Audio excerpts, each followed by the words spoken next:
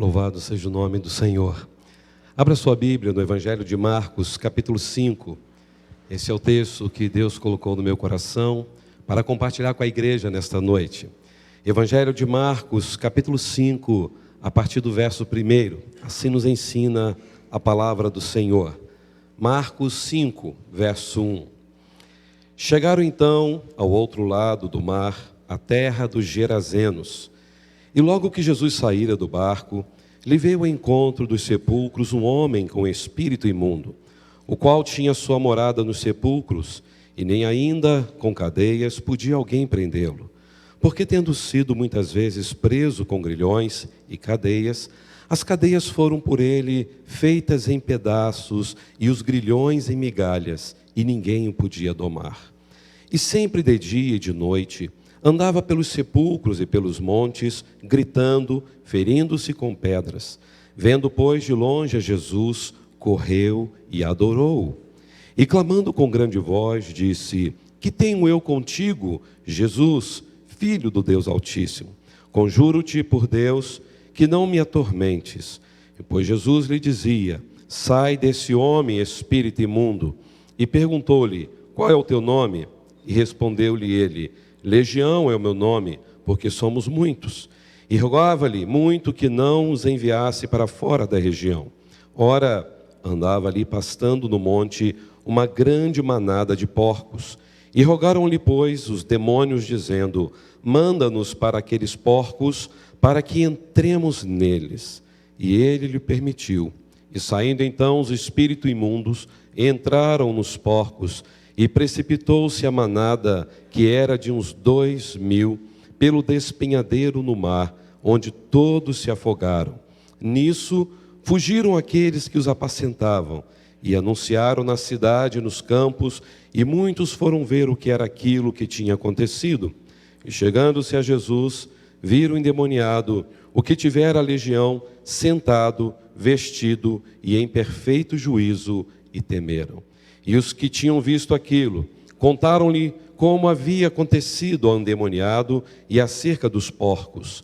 Então, começaram a rogar-lhe que se retirasse dos seus termos.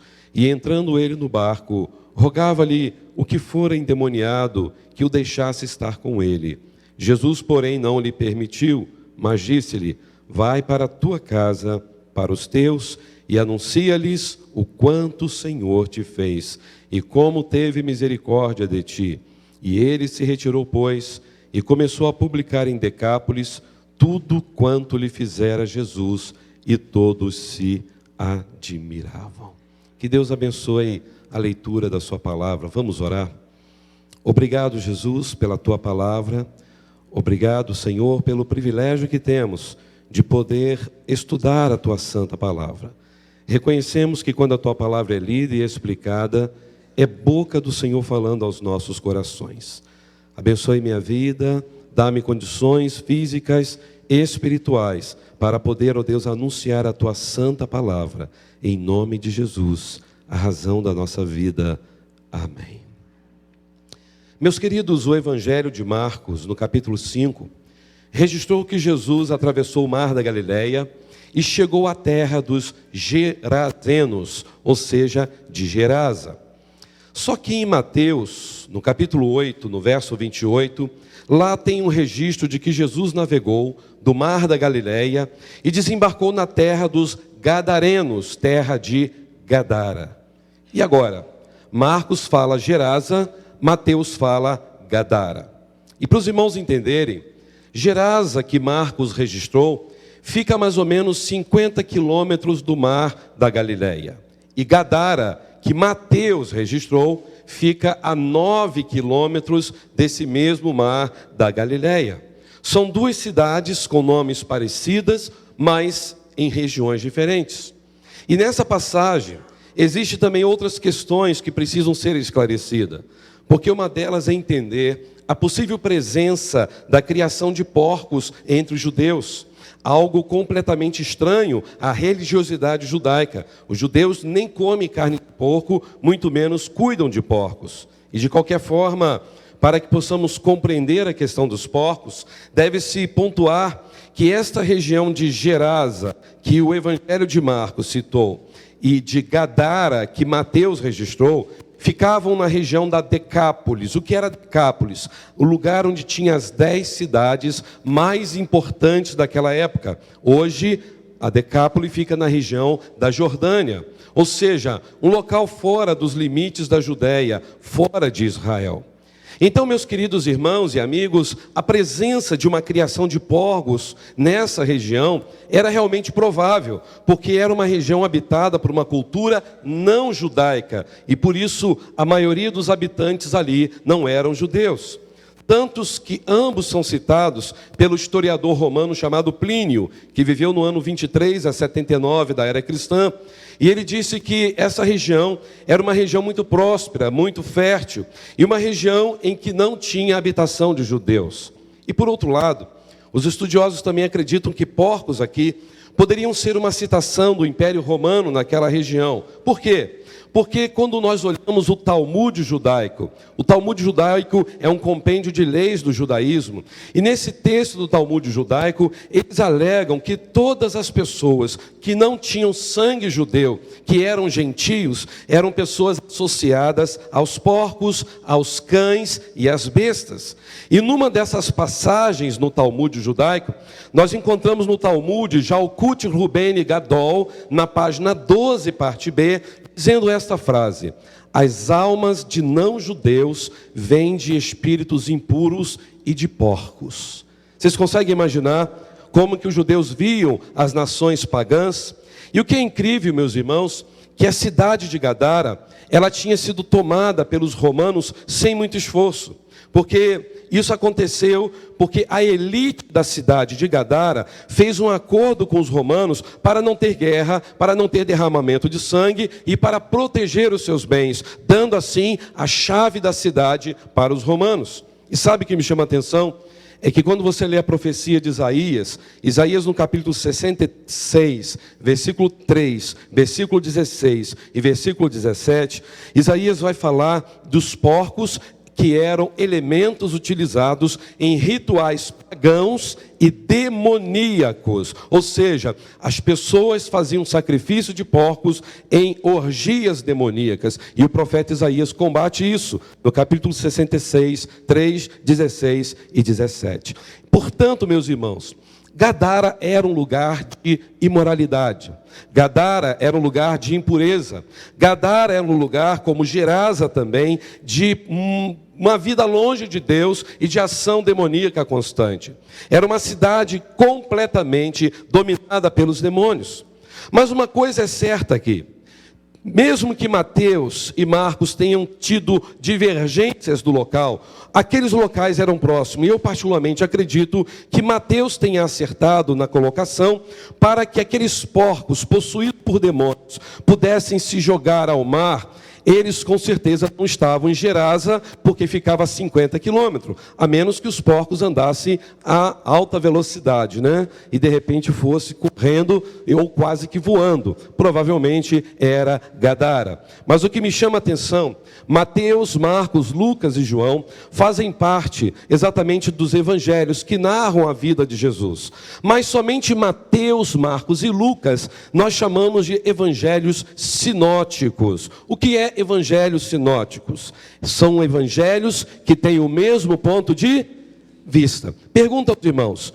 Os irmãos agora, aqui nesse exato momento, estão vendo alguém lá na galeria? Sim ou não? Mas há pessoas lá em cima da galeria. Eu estou vendo, mas os irmãos não estão vendo. E só pelo fato dos irmãos não estão vendo, se eu falar que eu estou vendo, eu estou mentindo? Eu estou vendo, ou seja, no meu ponto de vista eu vejo vocês e vejo a galeria. Mas, no ponto de vista dos irmãos, os irmãos me veem, mas vem algo que eu não vejo, eu não estou vendo aqui atrás agora. É só eu virar, mas no momento eu não vejo a cortina aqui atrás. Os irmãos estão vendo. Uma coisa é certa, enquanto os irmãos têm uma óptica, os irmãos me veem, veem o púlpito e veem aqui atrás. Eu vejo os irmãos, vejo a galeria que os irmãos não veem. Mas todos nós estamos agora no mesmo lugar, ouvindo a mesma palavra, adorando o mesmo Deus. Ou seja, podemos ter ponto de vista diferente, mas algo está acontecendo ao mesmo tempo aqui entre nós e em nós. Por isso que os sinóticos são chamados sinópticos, mesmo ponto de vista. Então Mateus e Marcos não estavam tão preocupados se iriam falar se era Gadara ou se era Gerasa, porque Marcos citou Gerasa e provavelmente era de fato Gadara. E isso não vem ao caso. Mais ainda, porque Mateus cita que eram 2 endemoniados e Marcos já fala que era 1. Pergunta aos irmãos, no momento que o endemoniado foi livre, foi liberto, foi restaurado, foi transformado, que diferença fazia? Se eram 2, se eram 1, se eram 3, se eram 5. O importante foi que Jesus restaurou para sempre a história de pessoas. É isso que nós olhamos no texto. E para mim isso só aumenta a ação de Jesus. Porque nesse contexto que eu estou trabalhando com os irmãos, nós olhamos aqui a vida de um homem completamente destruído, de um homem que estava isolado, de um homem que não tinha mais esperança. Pense comigo, o nosso mundo hoje tem uma estimativa de cerca de 7 bilhões de pessoas, ou seja, pessoas de várias raças, pessoas de várias culturas, várias religiões. E a Bíblia nos ensina que o amor de Jesus está sobre toda a humanidade, porque Deus amou o mundo de tal maneira, ou seja, o Senhor ama esta humanidade. E olha só que coisa incrível, por causa do amor de Jesus, é tão incrível que é capaz de ver uma pessoa no meio desses mais de 7 bilhões de pessoas no planeta Terra e amá-la profundamente e trabalhar na vida dessa pessoa para restaurá-la por completo. Vocês conseguem imaginar, no meio deste mundo com cerca de 7 a mais de pessoas, 7 bilhões de pessoas, Jesus olha para cada um de nós e Ele trata comigo e com você de uma forma muito especial, muito carinhosa, porque Ele é amor. Irmãos, mesmo que existisse uma só pessoa na face da terra, eu creio que Jesus teria vindo a este mundo para morrer na cruz, mesmo que fosse por uma só pessoa. Louvado seja o nome do Senhor. O apóstolo Paulo disse em Gálatas 2,17 algo muito profundo.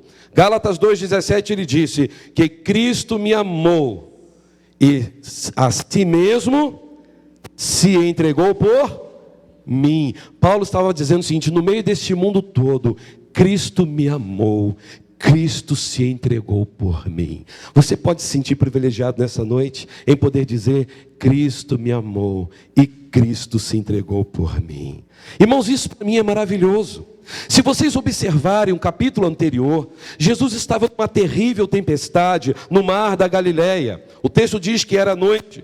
Os discípulos estavam aflitos, os discípulos estavam perturbados, os discípulos estavam acuados, amedrontados, e assim eles clamaram a Jesus por socorro. E Jesus se levantou, Jesus repreendeu o vento, Jesus repreendeu o mar, e diz a Bíblia no texto anterior que fez-se grande bonança.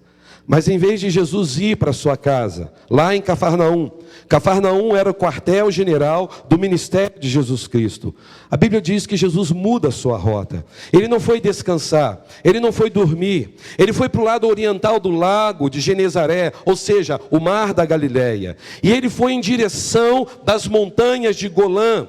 Local esse, por onde se originam até hoje as tempestades que acontecem no mar da Galileia, porque o pico das montanhas de Golã tem neve, em pleno deserto lá em Israel, lá no pico da montanha de Golã é um pico gelado, e por causa daquele gelo, a temperatura então pode mudar mesmo com o céu azul, e do nada vira uma tempestade sobre o mar da Galileia. Só que lá naquela direção das montanhas de Golã, habitavam gentios, ou seja, ali tinha uma comunidade de não-judeus. E ao desembarcar no sopé daquele desfiladeiro, havia ali um cemitério. Algo muito comum naquela época, construir cemitérios fora da cidade e mais próximo ao mar. E meus irmãos, nessa mesma noite, Jesus cansado, depois de ter repreendido a natureza, depois de ter dado aquele livramento para os seus discípulos, ele chegou ali.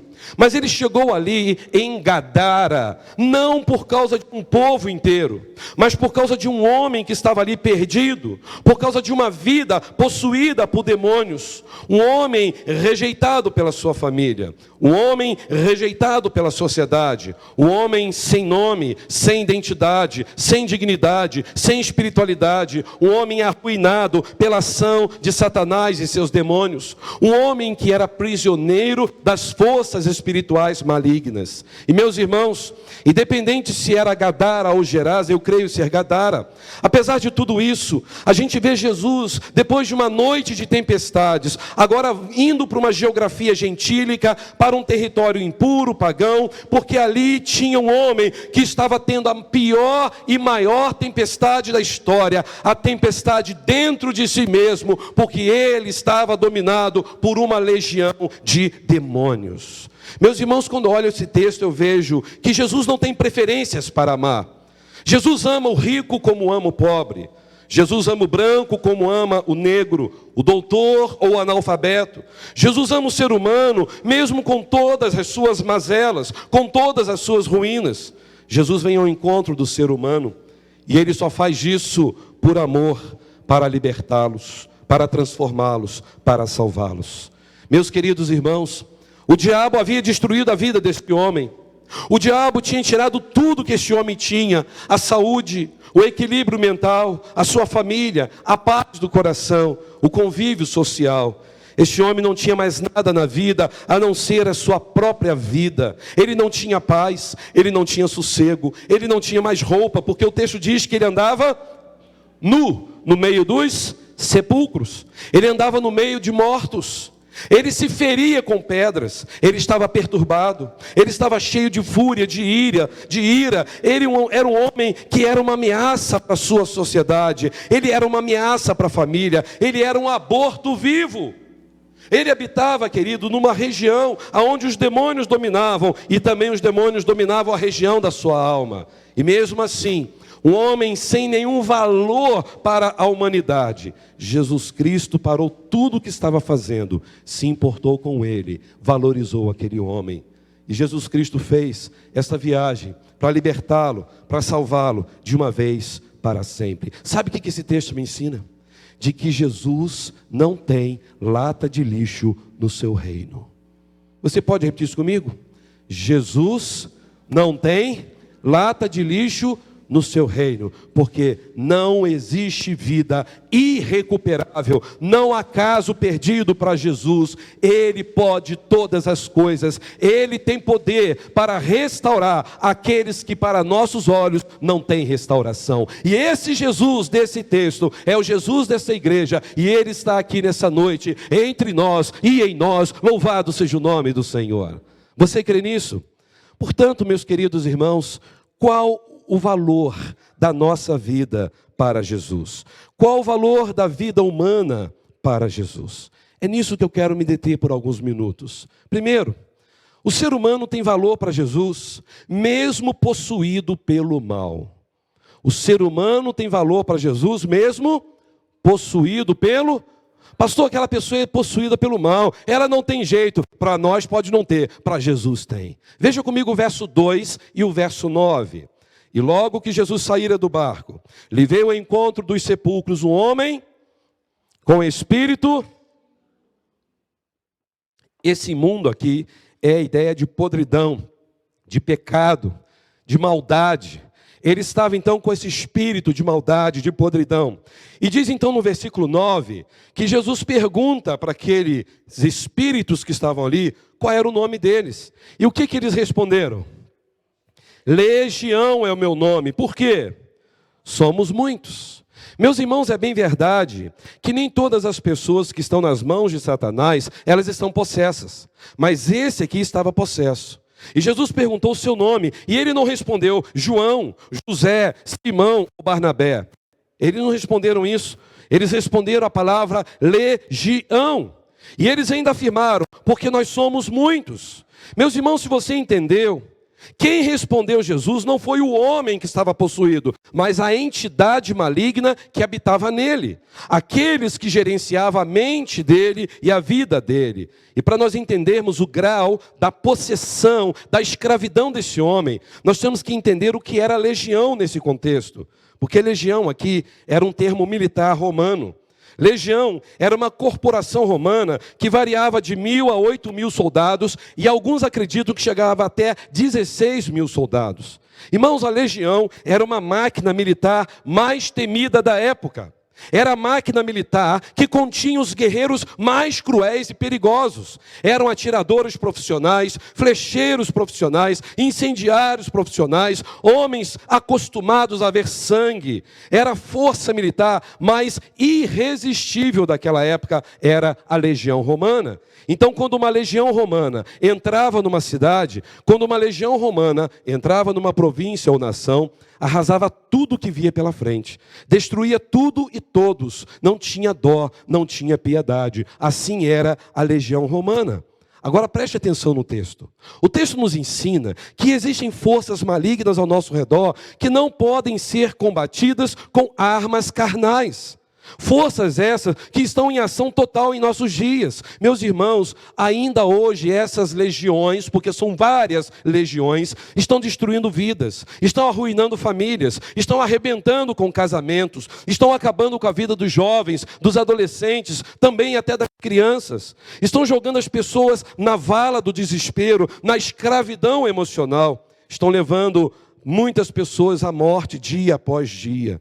E essas forças têm feito a nossa sociedade ser machucada, ferida, desumanizada, bestializada. E por também estarem dominadas pelos demônios, a nossa sociedade se tornou uma sociedade corrupta.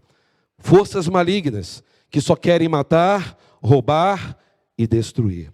É por isso que esse homem, ele não era dono da sua vida nesse momento. Ele não era mais dono da sua personalidade, da sua identidade.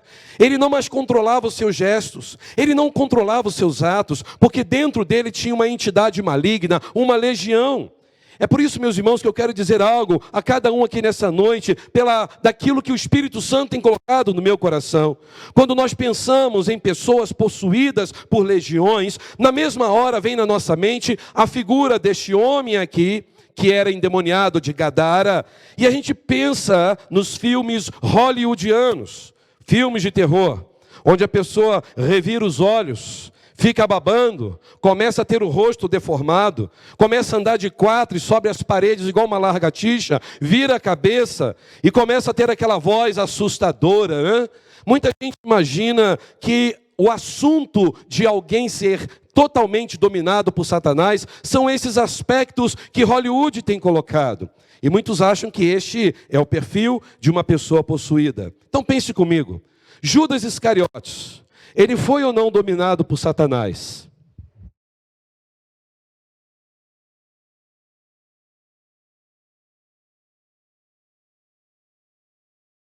Diz que Satanás estava dominando a mente e o coração de Judas. Pergunta que eu faço aos irmãos: em algum momento no texto bíblico mostra que Judas começou a babar, a revirar os olhos, começou a virar a cabeça a 180 graus? Judas começou a subir de quatro pela parede como uma lagartixa, com uma voz estranha? Isso não diz a Bíblia.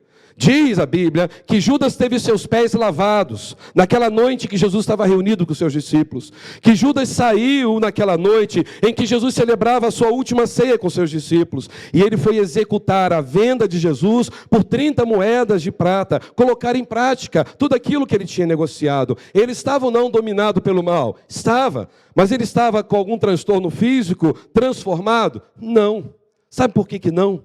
Porque existem muitas pessoas bem vestidas, nos melhores escritórios do mundo, que por ganância e amor ao dinheiro, estão tomadas pelos demônios, mas estão com o físico normal, mas por dentro arrebentado. Existem pessoas que estão demonstrando algo que não são, porque dentro do coração só existe pecado, só existe maldade, só existe ódio, só existe espírito de confusão, mas do lado de fora ela demonstra ser uma pessoa boníssima, uma pessoa amável.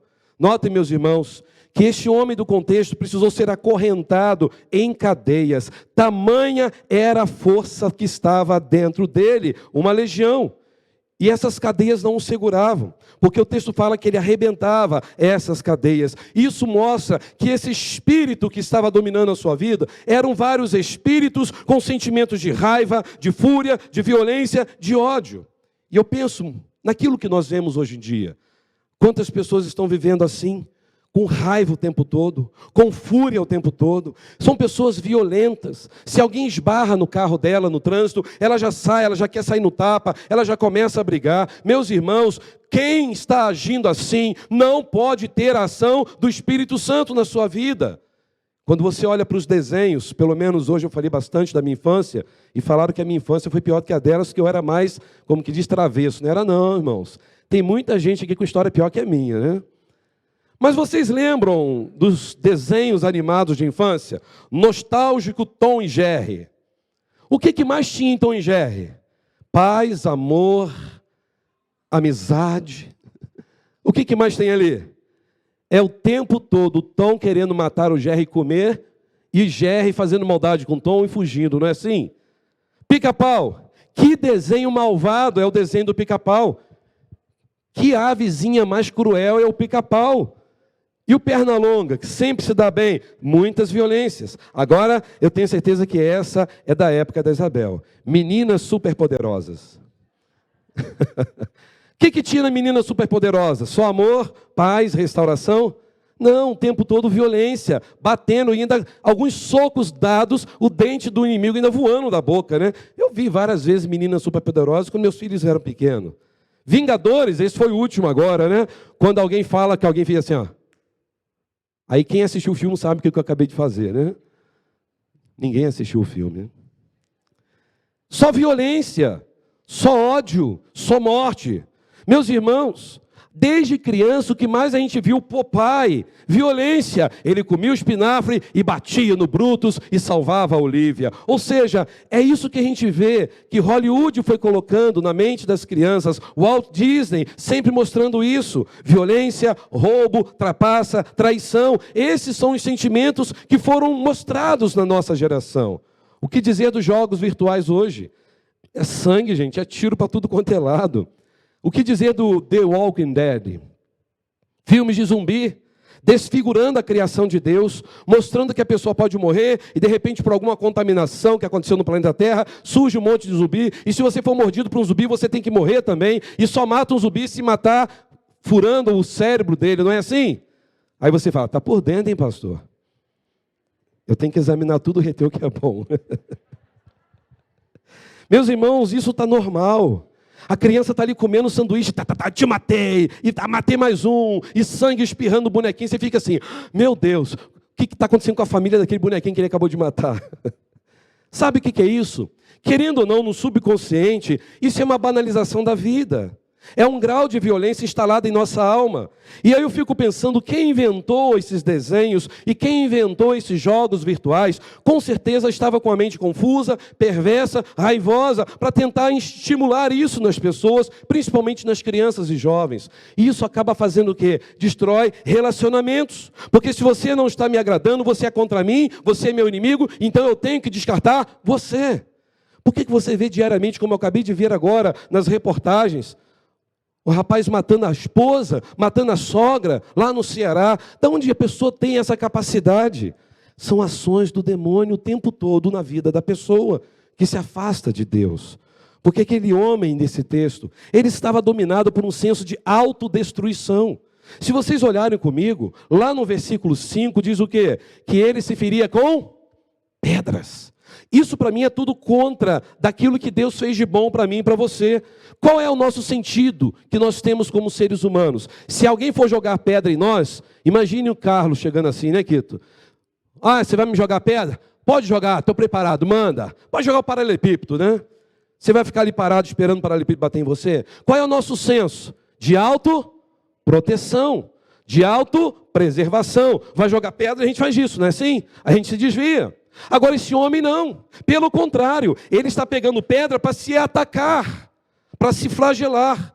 Meus irmãos, ele estava simplesmente destruindo a sua vida, porque ele tinha perdido o amor próprio, ele se entregou à autodestruição, porque é isso que Satanás faz. Satanás leva as pessoas a se destruírem de dentro para fora e de fora para dentro.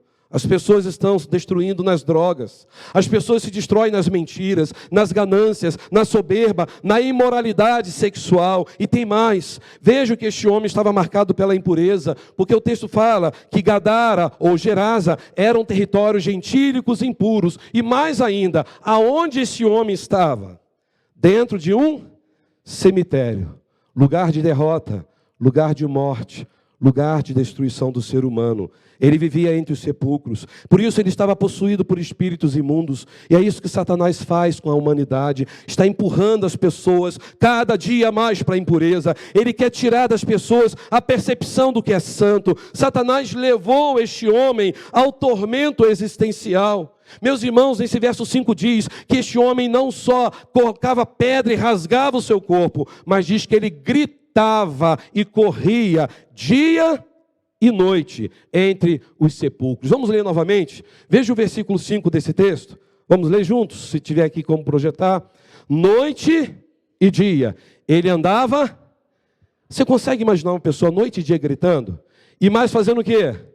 Se cortando com pedras. E entre os sepulcros nas colinas. Irmãos, ele não tinha paz.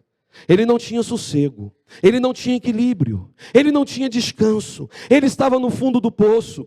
Satanás sempre faz isso com o ser humano, destrói sua dignidade, destrói sua honra, destrói sua família, destrói o seu nome, destrói seu casamento, destrói seus sonhos, destrói seu corpo, destrói a sua alma. E sabe o que me chamou a atenção ainda nesse texto? Foi o papel da sociedade diante deste homem. Ah, meus irmãos, tem muita gente achando que a sociedade vai trazer esperança, ou que a política vai trazer esperança. Brigam por causa de política, porque o seu partido é melhor, a sua ideologia é melhor. O que faz o ser humano ser melhor não é a política, não é a sociedade, é Cristo Jesus, o Senhor da glória.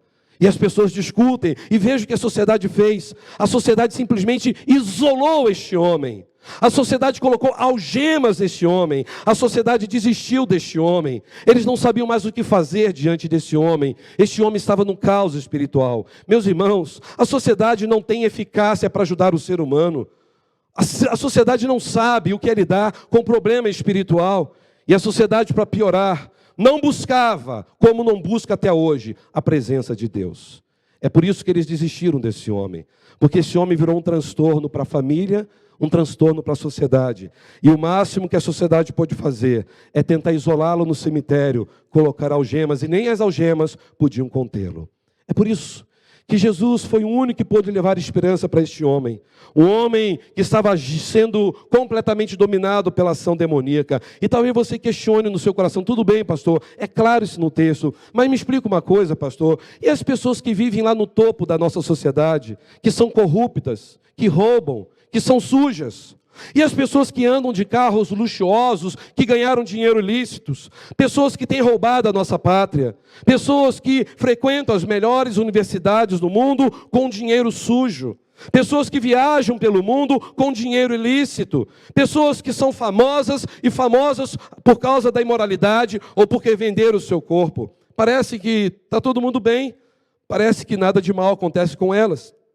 Se você pensa assim, você se engana. Porque Satanás está fazendo coisas horríveis na vida dessas pessoas. Satanás está fazendo coisas horríveis no governo, nas redes de televisão, nas rádios, nos cinemas, na internet, no humanismo antropocêntrico, idolátrico, materialista. Meus irmãos, Satanás está dando gargalhadas a este mundo, ele está cegando milhares de pessoas, ele tem levado muita gente à morte, que está sendo conduzidas ao inferno. Quantos suicídios nós temos visto nos dias de hoje, principalmente entre os famosos. Aliás, se os irmãos não sabem, o Japão é considerado o país que mais tem suicídio no mundo. Enquanto as pessoas vão para lá para serem mais bem-sucedidas, muitas estão se matando por lá. Inclusive, se os irmãos não sabem, há um livro que é colocado nas cabeceiras dos hotéis, das camas dos hotéis, em pousadas também, lá no Japão, que é um best-seller. E nesse livro está dizendo o seguinte: 10 maneiras práticas de ser bem-sucedido no suicídio. No Japão. Isso é demoníaco.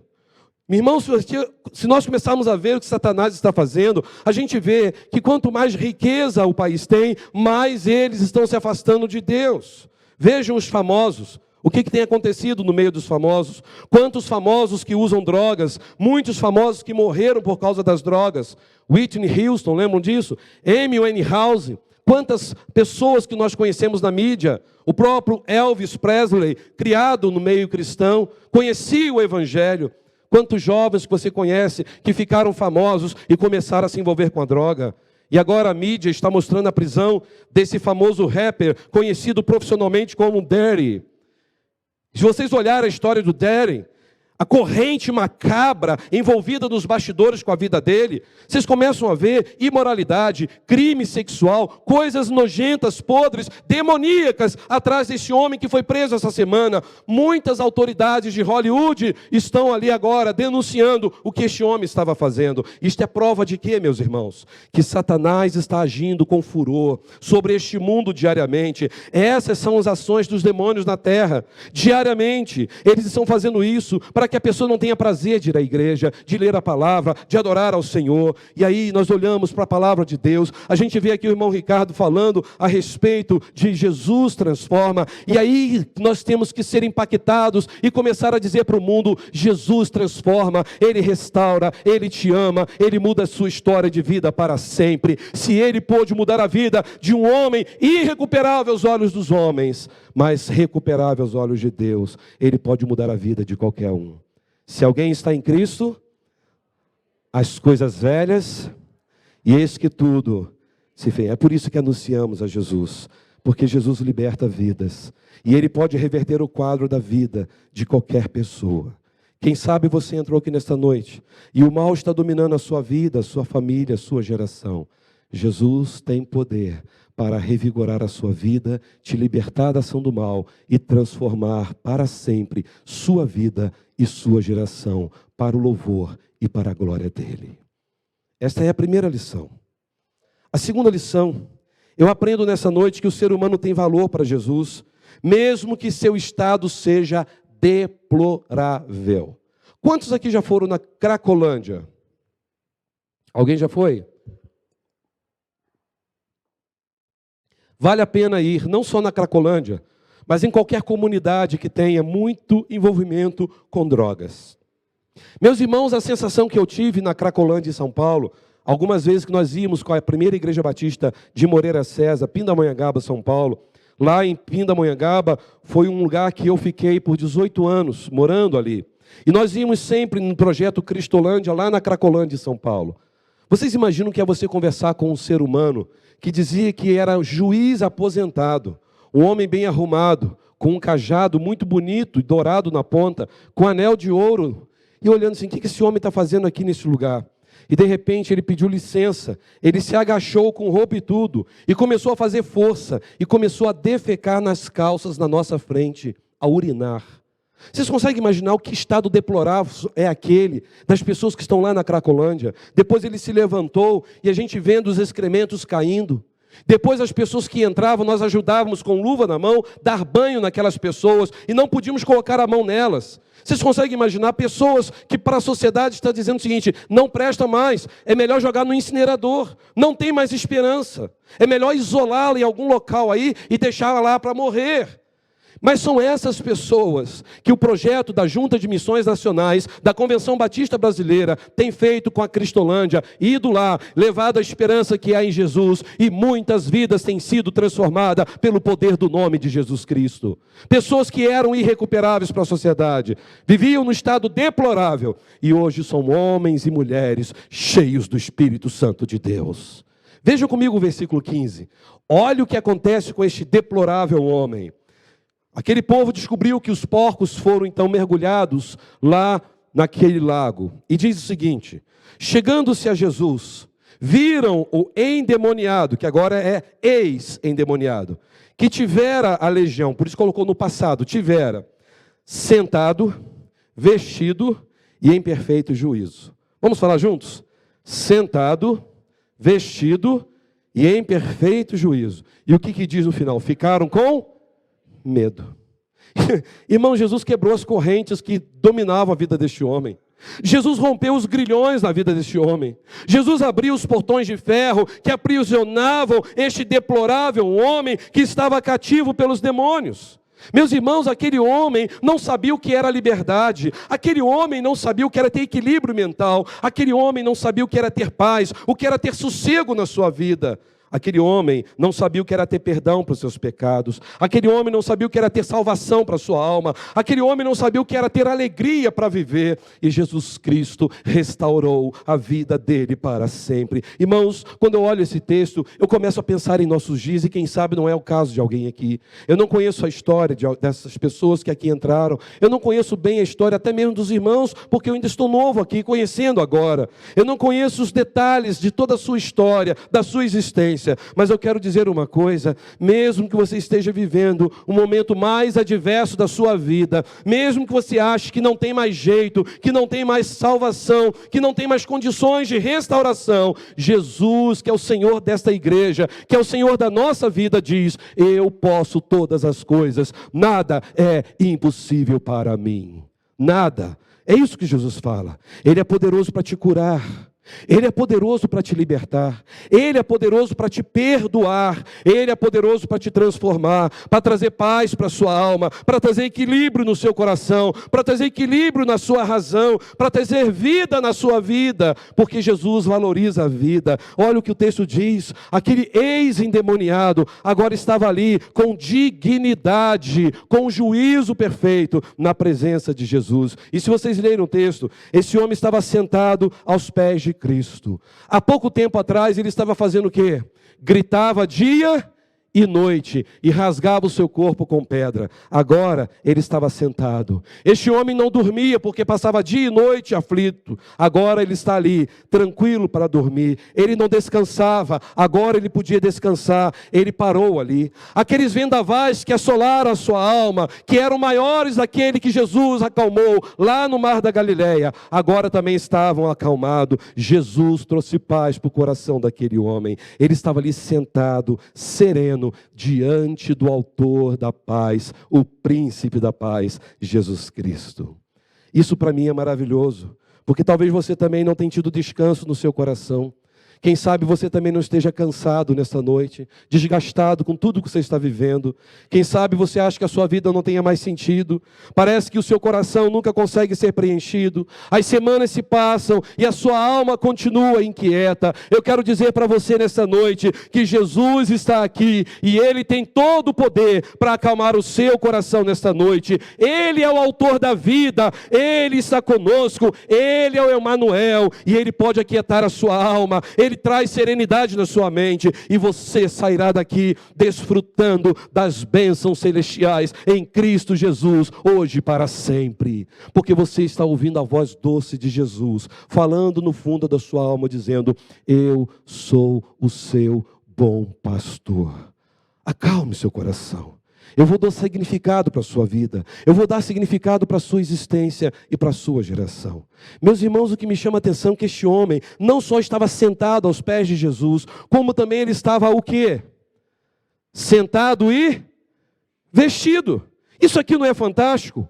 Para um homem que andava pelado o dia inteiro, rasgando o corpo todo cheio de marcas, de pedra que rasgaram o seu corpo. Agora, ele estava ali completamente coberto, vestido e ali ouvindo Jesus. Vocês já repararam o que Satanás está fazendo nos dias de hoje? Satanás hoje está tentando deixar as pessoas mais nuas possíveis. Vocês já perceberam, meus irmãos, o quanto que a sensualidade está solta no ar? Como que a nossa cultura está cada dia mais caminhando para este senso de sensualidade, a começar das crianças. Meus irmãos, é isso que o diabo está fazendo. Ele quer que as pessoas se exponham para que elas fiquem exatamente com esse desejo de levar a vida para a imoralidade. E o que nós entendemos, meus queridos irmãos, é que quem tem um encontro com Cristo passam a ter respeito próprio, passam a ter santidade, passam a ter mais pudor. Porque eu creio também, mediante a isso aqui, que as nossas vestes revelam mais o nosso interior do que o nosso exterior. E aí, meus irmãos, as nossas vestes revelam muito mais a nossa alma do que cobre o nosso corpo. É por isso que quando se tem um encontro com Jesus, a pessoa entende que agora ela é templo do Espírito Santo, que ela não vai usar o seu corpo para sedução, mas ela vai fazer com que através do seu corpo, Jesus seja glorificado. Meus irmãos, Jesus restaurou a dignidade deste homem. Ele estava sentado, ele estava vestido. E diz mais o texto, ele não só estava sentado e vestido, mas ele estava também como? Como diz o texto? Juízo perfeito. Os estragos que Satanás tinha feito na mente desse homem foram revertidos pelo nome, pelo poder de Jesus. Ah, queridos, aquilo que era diagnosticado como uma doença mental, Jesus foi ali e reparou para sempre. Aquele homem que vivia dia e noite gritando pelos sepulcros, agora ele não fazia isso mais loucamente, agora ele não se feria com pedras, nesse exato momento estava liberto, perdoado, salvo, ele não estava mais sangrando por causa das pedras, ele estava em perfeito juízo, porque Jesus deu a ele juízo perfeito, Jesus deu transformação completa, louvado seja o nome do Senhor. E é por isso que esse Jesus nessa noite está aqui também dizendo a cada um de nós, eu quero mudar você por completo. Assim como ele restaurou esse homem, um homem irrecuperável, Jesus recuperou e fez este homem, homem vestido, ouvindo Jesus e com juízo perfeito. Jesus não dá valor para aquele homem deplorável de ficar naquela vida deplorável. Jesus dá valor para aquele homem deplorável em tê-lo como Senhor e ele nunca mais ter vida deplorável. Se alguém está em Cristo, não é só nova criatura, mas é alguém que diz, eu não vivo mais do passado, porque Cristo vive em mim. O passado está lá atrás. Deixe o seu passado nas mãos do Senhor. Ele faz coisas novas. Pare de viver como museu, viva o novo de Deus. Mesmo uma vida deplorável, Jesus ama a si mesmo e Ele restaura para sempre. A última lição, eu aprendi nesse texto, que após o ser humano que era deplorável, dominado pelo mal, era irrecuperável aos olhos do humano, ter sido recuperado, Jesus faz deste homem, que agora é transformado, num verdadeiro missionário. Olha que coisa linda. Depois de tirar esse homem daquele estado, Jesus transforma ele num grande missionário. Leiam comigo o verso 18. Entrando ele no barco, rogava-lhe o que for endemoniado, que o deixasse estar com ele. E Jesus, porém, não permitiu, mas disse o quê? Vai para a tua casa. Deu uma ordem. Vai para os teus. Anuncia-lhes o quanto o Senhor te fez e como teve misericórdia de ti. E diz o que no versículo 20? Ele então se retirou, começou a publicar, ou seja, a proclamar em Decápolis, as 10 cidades mais avançadas da época. E disse o que? Tudo o que o Satanás fez na sua vida. Ah, não? Ah, tudo que Jesus lhe fizera. E todos ficaram... Sabe o que me chama a atenção? Parece que as pessoas têm mais prazer de contar testemunho, não testemunho, e falar mais do diabo do que de Jesus. Fala tanto do diabo o tempo todo e deixa Jesus só para o final. Este homem, quando ele saiu não para falar do que o diabo fez na vida dele. Ele disse, eu só sei de uma coisa, eu era perdido e Jesus mudou a minha vida para sempre. Sabe o que eu vejo aqui? Jesus fez desse homem um missionário. E aí eu confesso aos irmãos que eu fico mais admirado com o Evangelho ainda. Porque é aquela pessoa que mais nos fez chorar. Talvez aquela pessoa que mais trouxe preocupação na nossa família. Pense aí, naquela pessoa que te preocupa hoje. Naquele filho que você está aí angustiada ou angustiado. Meu Deus, eu ensinei a tua palavra. Meu filho está afastado, minha filha está afastado. Não querem saber mais de Jesus. Pense nessa pessoa. Essa pessoa que te faz chorar e entrar em desespero. Essa pessoa que talvez esteja deixando você dizer para Deus diariamente, Deus, o que eu faço, Senhor? Eu não sei mais o que fazer. Eu não tenho mais esperança. Eu quero dizer para você, se você entregar essa pessoa nas mãos do Senhor, creia nisso, Deus pode fazer dessa pessoa uma pessoa que vai ser motivo de orgulho para a sua vida e para a sua geração. Essa pessoa poderá ser a alegria da sua família. Veja, meus irmãos, este homem, ele era capacho de Satanás, e agora ele se transforma no missionário de Jesus, e ele vai evangelizar primeiro quem? Sua família, seus vizinhos, sua região. Ele evangeliza as 10 cidades mais importantes daquela época, a Decápolis, porque o texto fala isso, que ele saiu por toda a Decápolis. E agora, Eu preciso me deter rapidamente num problema intrigante nesse texto. Porque na parte final do texto está repleto de pedidos. Vocês repararam aqui vários pedidos? Só que Jesus atendeu essa série de pedidos, menos um pedido. Somente um pedido Jesus não atendeu. Agora eu pergunto a vocês, quem foi que primeiro fez o pedido a Jesus nesse texto? Quem?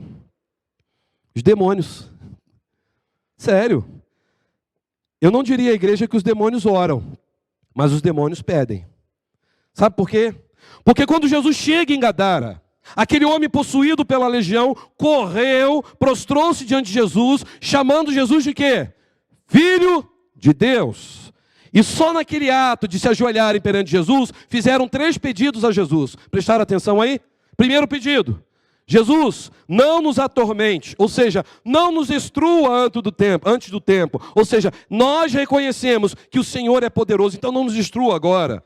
Meus irmãos, ao mesmo tempo que Jesus é libertador dos escravos, Jesus é o atormentador dos demônios. Eles pediram, por favor, Jesus, não nos destrua. E Jesus não os destruiu, atendeu o primeiro pedido. Segundo pedido, foi para que não os mandasse para fora do país, porque era um país gentílico que não dava a mínima para Deus. Jesus, por favor, nos expulsa, mas não manda para fora daqui não. Ou seja, o lugar aqui é fértil, o lugar aqui é bom, porque as pessoas aqui não querem saber de Deus, zombam de Deus. E o texto diz que Jesus fez o quê? Atendeu, porque só jogou ele o quê? Na manada de porcos, não expulsou daquela região. E o terceiro pedido foi exatamente esse. Joga-nos então naquele monte de porcos ali, cerca de 2.000 porcos. E o texto afirma que esse terceiro pedido, Jesus concedeu. E os demônios então tiveram os seus pedidos atendidos por Jesus. Você já parou para pensar nisso? Não é interessante? Talvez você me pergunte, pastor, mas por que Jesus atendeu esses pedidos? Logo dos demônios. Eu digo para os irmãos, primeiro, Jesus fez isso para mostrar que os demônios existem e que eles não são maiores que o autor da vida, Jesus Cristo. É como disse certa vez Martinho Lutero, e eu confirmo e concordo. Os demônios são cachorros na coleira de Deus. Eles não podem fazer o que querem. O último é Deus que fala. Ele é o Senhor da glória. Ele tem a última palavra. Quando Deus fala, os demônios se calam e caem por terra. Eles são inferiores, são derrotados, e Jesus os derrotou. Aliás, Jesus esmagou a cabeça da serpente, porque Jesus tem todo o poder, toda a autoridade, no céu e na terra, para sempre. É por isso que eu e você estamos aqui nessa noite, porque nós estamos aqui para fazer a obra do Senhor, para adorar o Senhor da obra e para dizer, Jesus é o Senhor da minha vida e somente o nome de Jesus tem poder no céu e na terra para jogar por terra qualquer ação demoníaca. Eu e você estávamos também um dia perdidos, nós estávamos no império das trevas, nós estávamos na casa do valente do mal, e chegou um dia que alguém pregou a palavra para mim e para você, e Jesus então foi até ali, nos arrancou com mão forte e poderosa e nos libertou para sempre. E hoje eu e você, pelo sangue de Jesus, somos verdadeiramente livres em Cristo. Jesus, irmãos, atendeu o pedido dos demônios para desmascarar os valores invertidos e materialistas de uma sociedade que dá mais valor a porcos do que a seres humanos. Por isso que Jesus naquele momento atendeu. Olha o verso 16, por gentileza.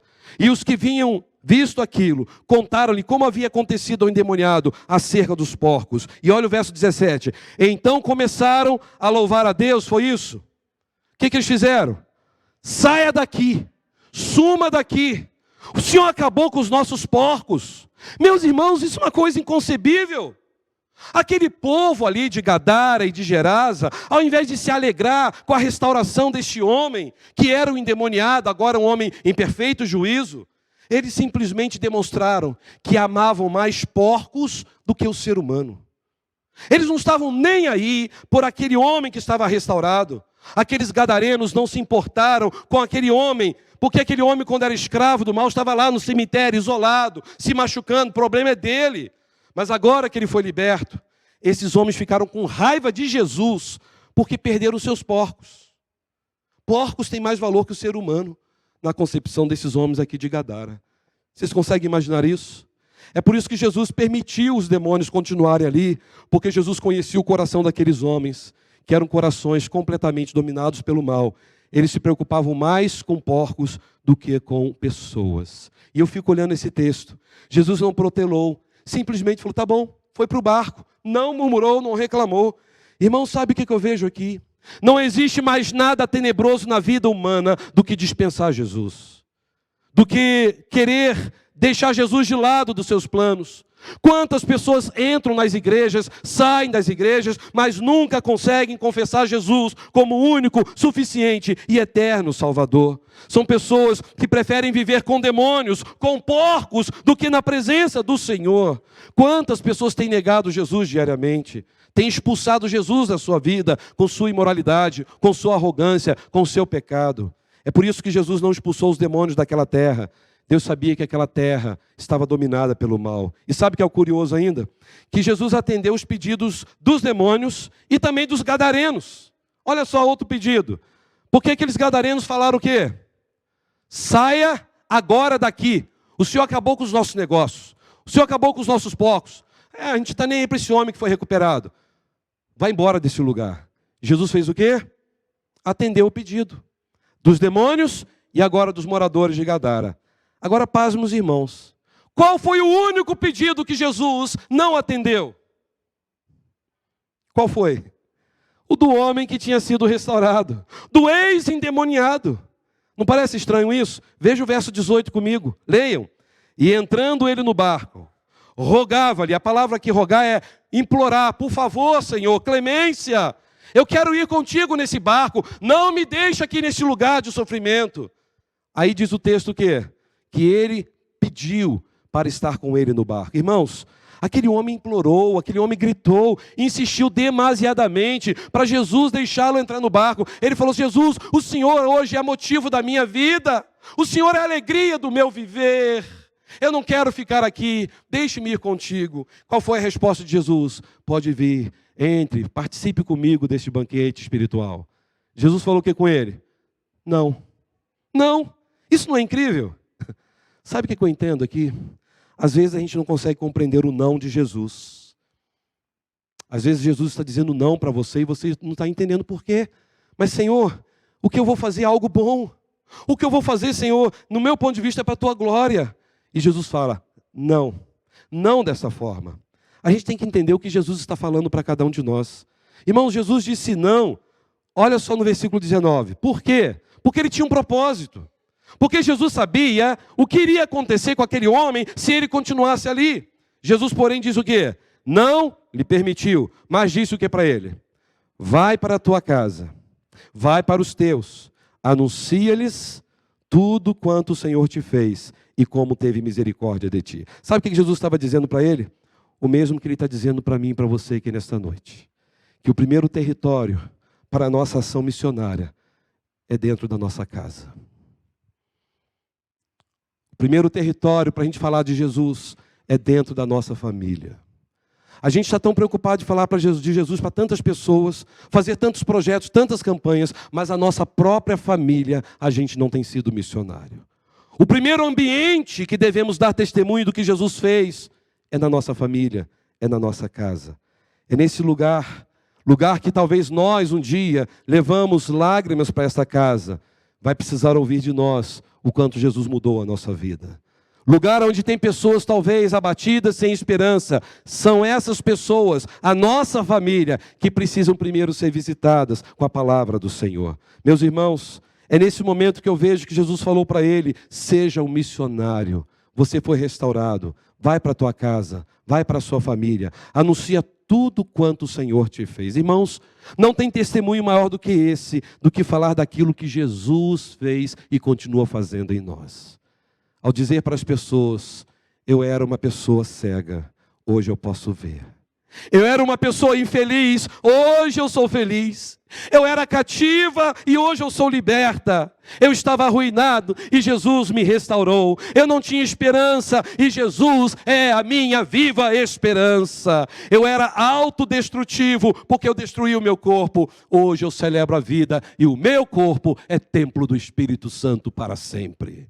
Ah, meus irmãos, este homem não só foi falar para os seus familiares, mas veja o verso 20. Ele se retirou então, se encheu de força do Espírito do Senhor e diz que ele começou a pregar aonde? Em Decápolis. O que era Decápolis? As 10 cidades mais prósperas daquela época. E o que ele fez em Decápolis? Pregou tudo quanto Jesus fizera, e todos se admiravam. Ele contou tudo, ele falou quem era Jesus. Jesus restaurou este homem para que ele pudesse ser um porta-voz da esperança. Talvez você tenha entrado aqui sem esperança, talvez você tenha entrado aqui desanimado, e talvez você tenha entrado aqui dizendo: Senhor, não tem mais jeito para a minha vida, não tem mais jeito para o meu casamento, não tem mais jeito para a minha geração. Eu quero convidar você a fechar os seus olhos nesse momento. Eu quero convidar você a pensar na vida deste homem, a pensar na sua vida, a entender que Jesus liberta rico, pobre, gente que mora numa casa simples, gente que mora nas grandes coberturas dos condomínios da cidade. Jesus pode libertar pessoas que não sabem assinar o próprio nome, como pessoas que têm pós-doutorado. Jesus pode libertar pessoas que hoje precisam de uma cesta básica, como pessoas que não sabem onde pode pôr o seu dinheiro. É por isso que nós temos que falar de Jesus para essas pessoas, porque essas pessoas precisam de esperança. Aquele homem foi transformado, Jesus mudou a história da vida dele para sempre. E talvez, quem sabe, que nesta noite hajam pessoas que precisarão também dizer para Jesus: Senhor, entra na minha vida, transforma a minha história. Eu quero, Senhor, experimentar essa esperança que só o Senhor pode dar. Independente de como você se sente hoje, o mesmo Jesus está aqui e Ele quer acalmar a tempestade do seu coração. Enquanto nós estivermos ouvindo esta música, eu quero desafiar a igreja, a todos que aqui estão agora, em nome de Jesus. Se você entende que esta noite é noite de restauração, e dizer: Senhor, restaura a minha vida, restaura, Senhor, a minha família, restaura, Senhor, os meus sonhos, restaura, Senhor, a minha espiritualidade, restaura os meus relacionamentos, Senhor. Faça de mim um instrumento nas tuas mãos. Eu quero proclamar tudo o que o Senhor é na minha vida.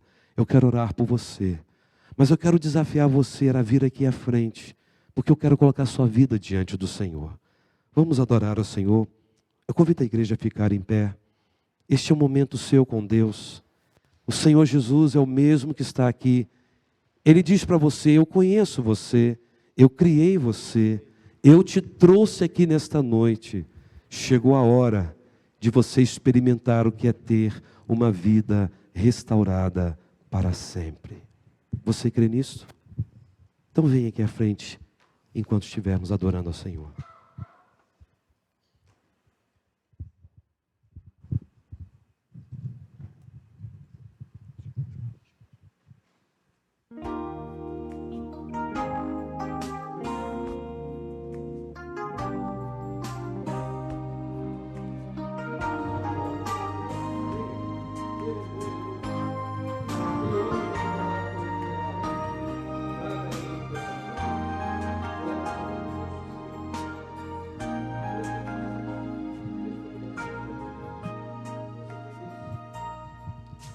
Sombras em teu caminhar, o caminho é difícil de ver, pois sem rumo vais e cansado estás de andar a procurar.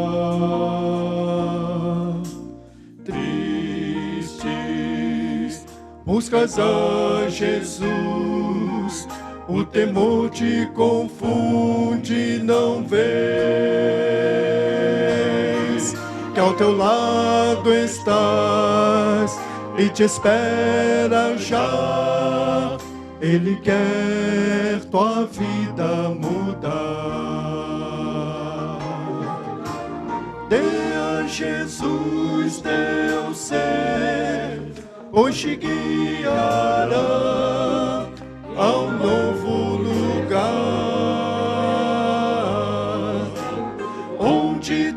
temor não há, e não chorarás nunca mais. Oh, vem a Cristo sentada.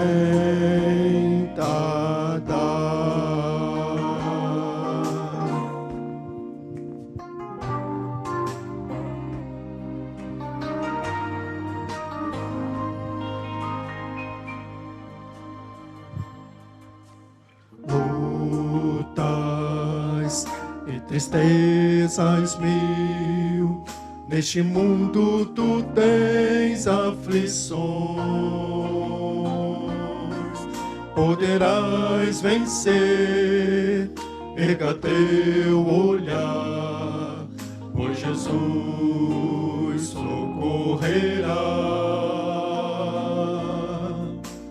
Cristo quer te encontrar, tua vida Ele quer transformar, quer te dar amor, alegria e paz, e feliz para sempre serás.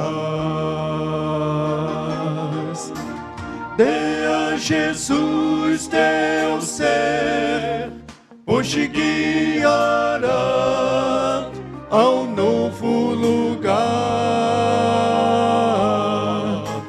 onde temor não há, e não chorarás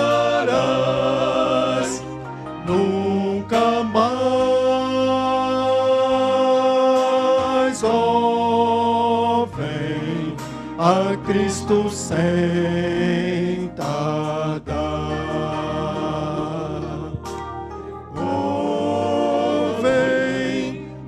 Cristo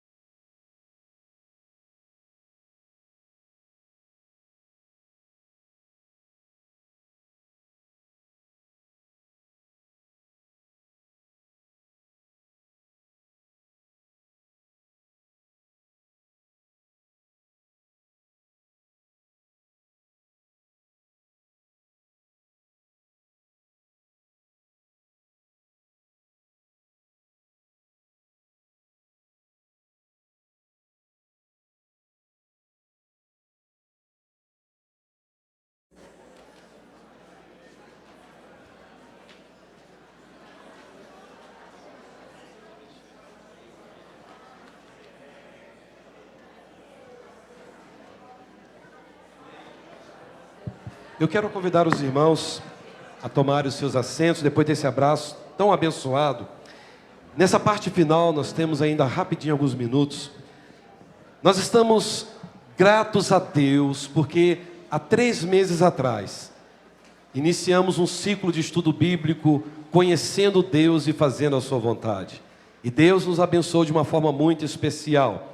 E nessa noite eu quero entregar os certificados para todos os irmãos de alguma forma direta, indireta, envolvido com a diretoria, com a liderança desta igreja. E quero convidar, na medida que eu for falando os nomes, para a irmã Elciane me ajudar a entregar aqui, ela que me ajudou, minha companheira fiel há mais de 30 anos, né? Minha eterna namorada. Ela vai estar entregando o certificado, irmão Paulo Sérgio Silva, vem aqui à frente, receber o seu certificado. Nesses 3 meses, pastor Márcio Demétrio Gonçalves, pastor Márcio estava aqui, até aqui ele aqui, né? A irmã entregar para ele. O irmão Marivaldo de Oliveira Gomes, que também completou esse curso, Conhecendo Deus. Irmã Mônica de Oliveira Gomes também completou esse estudo, viu? Falei que ia passar rápido, e passou, né? Semana que vem vocês vão sentir saudade e falta desse grupo, né? A irmã Hélida Marta Santos, cadê a irmã Hélida, né? Que também foi um grupo tão animado, não é mesmo, irmã Hélida? Bênção de Deus. O irmão Paulo César Rangel, ele está aí hoje, não sei se ele veio, né? Não está não, né? Irmão Paulo. Irmão Carlos Alberto, pastor Carlos, né? Da Silva. Pastor Carlos também está aqui. Eu pensei que tinha viajado, porque feriado longo para alguns, né? Irmão Pedro Henrique Hampton Tunes. Cadê o irmão Pedro, né? Ah, também não, está viajando, né? A irmã Viviane da Costa Rodrigues Herzog. Acertei? Irmã Viviane também, né? A irmã Regina Maria Monteiro. Cadê a irmã Regina? Ah, está ali também, né? Esses são os irmãos que completaram o estudo do Conhecendo Deus, Fazendo a Sua Vontade, do grupo G1, como nós chamamos, né? O grupo número 1. E agora nós temos o outro grupo, o grupo de número 2. Quero convidar para vir aqui ainda, ele não vai estar aqui, que está lá na quitandinha, né? O irmão Fernando, que tem nos abençoado muito ali na quitandinha. Nós temos o irmão Ramon Cunha de Farias. Irmão Ramon, conseguiu chegar a tempo, né, Ramon? Que bênção. O irmão Felipe da Silva e Silva. Tá certo, tá, né? 2 Silva, né? Essa eu não sabia, né? Ramon está ali com o certificado para entregar o Ramon. Muito obrigado, querido. Deus abençoe. Louvado seja o Senhor. Irmão Felipe, Silva. A irmã Fernanda Ortega da Silva e Silva. Que bênção. A irmã Fernanda também nos abençoou muito ali. A irmã Tabata Ortega da Silva e Silva. Cadê a irmã Tabata? Ah, está ali, irmã Tabata. A irmã Isabel Rolim Siqueira. A irmã Isabel também participou conosco. Foi uma bênção, né, irmã Isabel? Irmão Júlio César Siqueira também nos abençoou, participando conosco. A irmã Andréia da Silva Neves Fofano. Irmã Andréia, está aqui, Andréia. O irmão André Vinícius Fofano, esposo, né? Família unida, nunca será vencida. Louvado seja o nome do Senhor. Irmão André. Irmão Edelton dos Santos Antunes. Famoso Edeltinho. Mas você já cresceu, não é mais Edeltinho, né? Irmã Débora Martins Eiras Antunes. Também participou conosco. E a irmã Fernanda Eiras Antunes. A irmã Fernanda está aí? Ah, está viajando também, né? E por último, o grupo de número 3. Esse é o grupo que nós temos a irmã Ellen, a tia Ellen, né? Ellen dos Santos Procópio Salles, que também participou conosco do Conhecendo Deus e Fazendo a Sua Vontade. Os irmãos podem ficar todos aqui, né? A irmã Ana Lina Antunes Gatera, ou Gátera. Ah, também ela não está aqui, né? O Ricardo Santos está aqui, né? Ah, muito bem. Então o Ricardo vai poder entregar para sua esposa também, né? Irmão Wilson Douglas Gualberto. Cadê o irmão Douglas? Ah, está aqui. Irmã Luciane de Oliveira Gonçalves Palmeiras. Irmã Luciane está aí? Ah, está. Irmão Joelson Demarco Hampton. Também participou conosco, né, irmão Joelson? Fazendo aquelas anotações maravilhosas. Gostava de ver o irmão Joelson também participando, né? Fazia uma síntese de tudo que tinha estudado. Louvado seja o Senhor, né? Amém, né? Aqui, né? Irmão Joelson. Irmã Beatriz Hampton Antunes. Participou conosco também de uma forma brilhante. Que Deus abençoe a vida da irmã Bia. Irmã Rosane está viajando, né? Está viajando a irmã Rosane, né? A irmã Marisa Martins Rezende. A irmã Marisa está aqui também, participou com a gente. Tinha um caderninho avulso também, né, irmã Marisa? Anotando tudo, né? Irmão Henrique dos Santos Antunes. Cadê o irmão Henrique? Ah, entendi, né? Então tá bom, não pôde estar. Irmão Eduardo Simões Antunes. O Eduardo também, que participou conosco de uma forma intensa, participando de todas as lições. O livro dele está todo marcado, né? E nós vamos ter a nova fase do Conhecendo Deus, que esses irmãos e irmãs vão me ajudar a liderar novos grupos. E agora, você vai fazer parte desse grupo. Amém? Se você quer fazer parte do Conhecendo Deus, nós vamos abrir as inscrições, só que são 3 meses. Então, por ser 3 meses, provavelmente vai ficar difícil para alguns, porque nós vamos ter que entrar para o mês de dezembro e o mês de janeiro estudando este livro. E aí nós estamos ainda avaliando se vamos começar a partir de janeiro ou se a gente já abre agora mesmo no final de outubro. Então eu falei com eles e eu quero cumprir isso aqui. Nós vamos cantar a nossa música oficial que nós cantamos. Não sei se o Júlio vai saber tocar, né? Não, né? Mas nós vamos cantar aqui a capela mesmo, a música que cantamos durante... A Renata sabe tocar? Cadê a Renata? Então ela vai tocar piano, violão, o que é? Violão, glória a Deus, né? Do grupo Koinonia, esse grupo é um grupo, tem muitos anos, bem antigo, né? Mas é linda essa música, Continuar é o título dessa música. E eu gostaria que você pudesse prestar atenção na letra desta música, que é a música que nós cantamos durante todos os 3 meses, na abertura e no encerramento de cada lição. Enquanto ela está ali preparando, eu não sei se algum de vocês gostaria de só falar 1 minuto que eu dou, né? Para dar um testemunho, né? Tem alguns que têm o dom da palavra, né? A irmã Oceane, né? Irmãos, eu não tenho o dom da palavra, mas a pessoa gosta de falar. E eu gosto de falar das coisas que Deus tem feito na minha vida. E os irmãos estão de prova, principalmente eu vou chamar de terceiro, que era o grupo de sexta-feira, de 8 às 10. E eu vinha falando do meu desafio, que era o meu lar. Vocês lembram disso, irmãos? E eu falei que às vezes a montanha para uns é uma doença, é um emprego, e para mim era o meu lar. Aquilo estava virando um gigante para mim. E Deus tem sido muito bondoso para comigo. E todas as vezes que eu enfrento algum gigante, Ele já me ajuda, né, diante da minha luta com uma arma poderosa. E eu conheci um método que tem me abençoado horrores. Olha a cara do pastor, gente. Realmente está sendo uma bênção na minha vida. E aquela mulher que está tendo dificuldade com o seu serviço doméstico e quiser uma ajuda, por favor, me procure, porque eu irei te indicar esse método que é maravilhoso.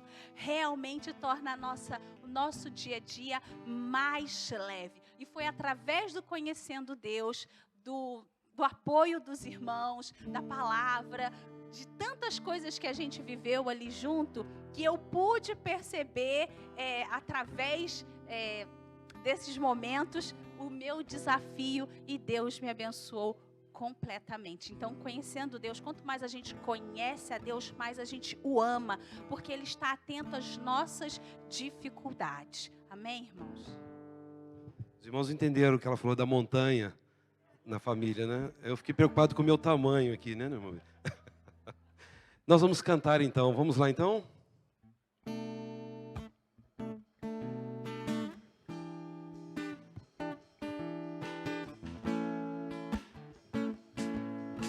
Bem sei que tudo podes, meu amado.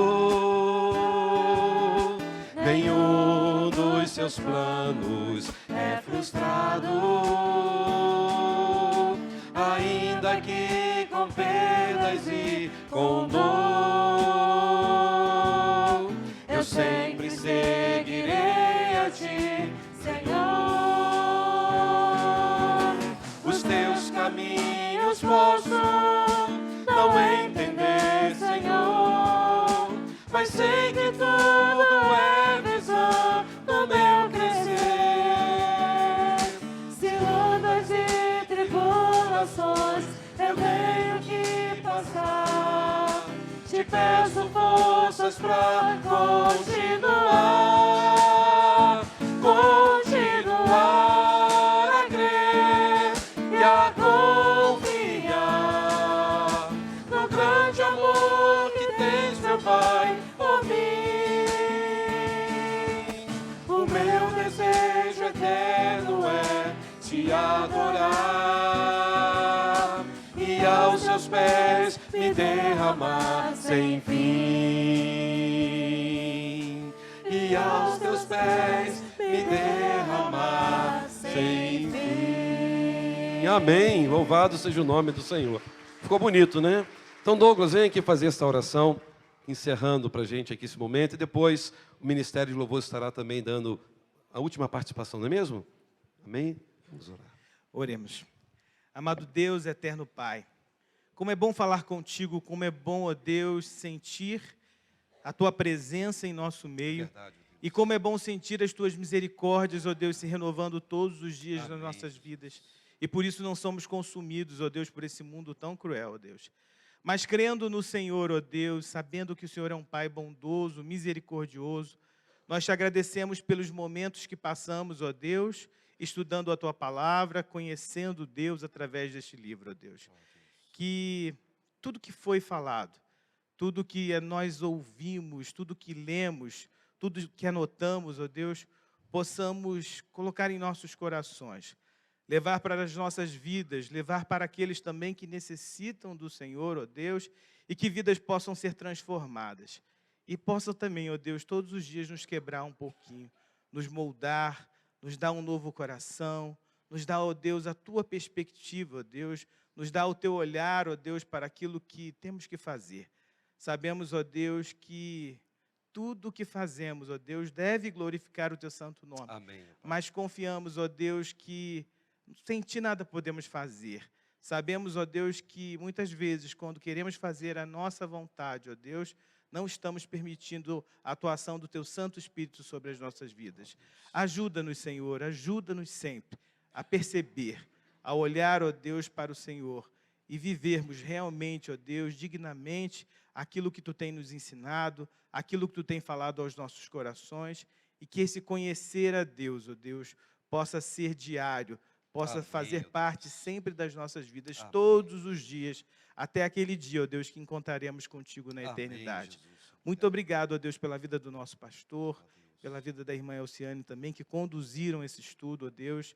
Como sentimos a tua presença. É verdade, Tenho Deus. certeza, ó Deus, que o Senhor trouxe, ó Deus, neste momento esses teus servos, Ó, para falar aos nossos corações, para trazer a tua mensagem. Por isso, ó Deus, somos gratos ao Senhor. Amém. E que mais e mais pessoas, ó Deus, possam estar, ó Deus, diante do Senhor. Amém. E como essa música, que o nosso desejo eterno seja sempre te adorar e aos teus pés nos derramarmos sem Amém, fim, ó Deus. Jesus. Muito obrigado, mais uma vez, em nome de Jesus. Amém. Que o grande amor do nosso Deus, que a graça maravilhosa de Cristo Jesus e que a consolação do teu Santo Espírito esteja com teu povo aqui e espalhado por este mundo, hoje e para sempre. Amém. Vamos ficar em pé, vamos adorar o Senhor encerrando este culto, lembrando do nosso pastel missionário. Vamos tirar foto.